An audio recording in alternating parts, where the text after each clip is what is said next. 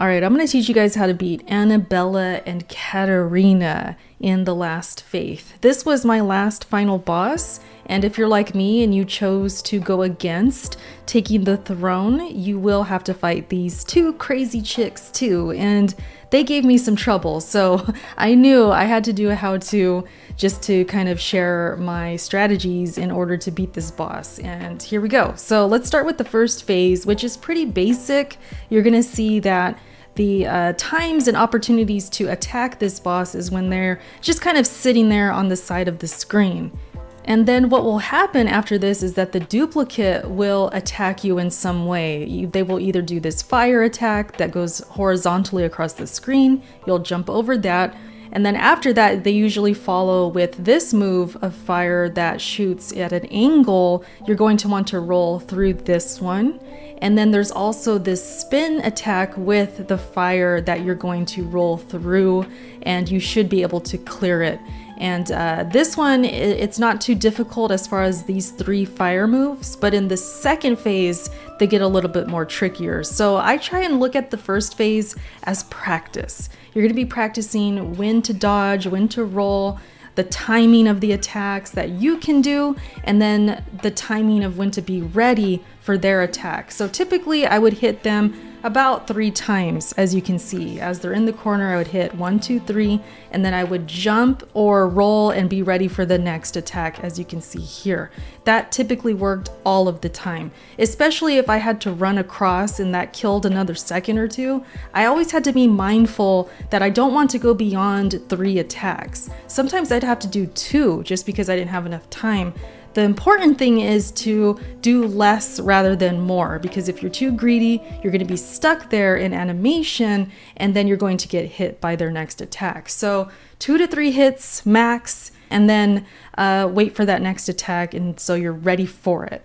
You especially don't want to get hit by this move right here. This one did the most destruction to me as far as the first phase goes, but I noticed that if I was just in good position in the middle of the area, typically around there, what I would do is kind of hesitate, do a little shuffle back and forth, so it killed a half a second, and then as the beam started going down, then I would run to the side and dodge and get all the way to the far side, whichever I chose or whichever was better, and then usually I would miss this and I would not be hit.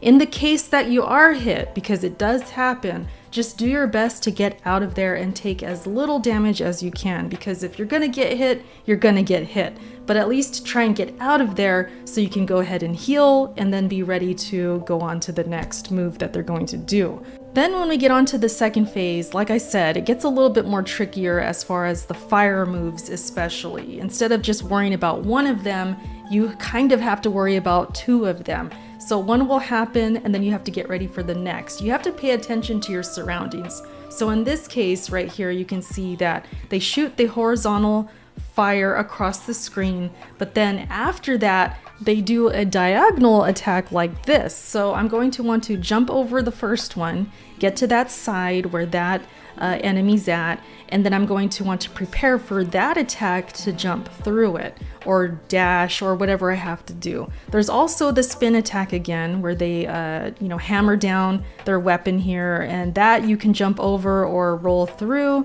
Typically you should be okay. And then sometimes when they are doing the horizontal shooting of that fire, they will also put down the purple fire again. So you want to get to the side of the one that is shooting, jump over them, get behind them, and then that's when you're going to attack. And you're going to want to remember this because towards the end of the fight, when I was near beating it, that's all they did as far as an opening for me to attack.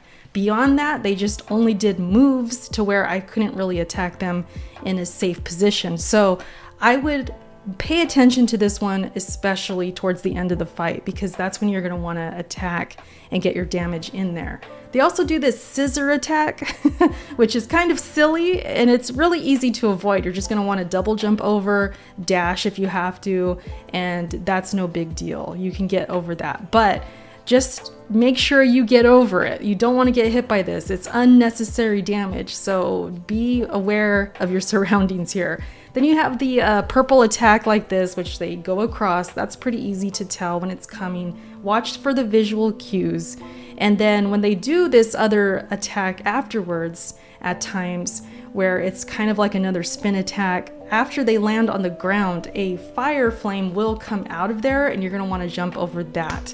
So there's a lot going on here, but the more you see it, the more you'll get used to the patterns, and you want to just kind of sit in the middle and wait for what's going to come and have enough room to go ahead and counter.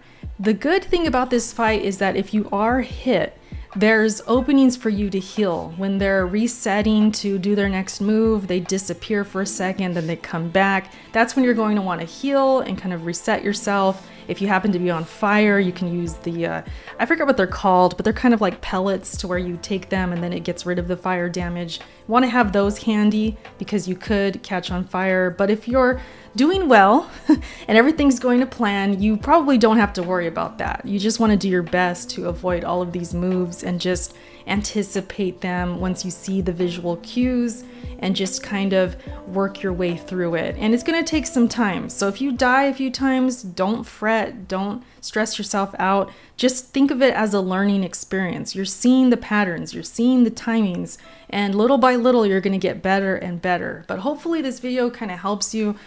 I didn't really do anything fancy as far as using certain abilities or anything like that. Sometimes these fights are just too fast and the moves I have don't really complement my playstyle to make it happen and actually get it done and succeed. Sometimes the moves get me in trouble, so I just kind of stick to the basics. Dodge, wait for their attacks, wait for an opening, and then attack them. And that was it. Just kind of rinse and repeat. So I hope this does help you guys. Let me know if it did in the comments section. I appreciate you watching, and I will catch you in my next video. Bye.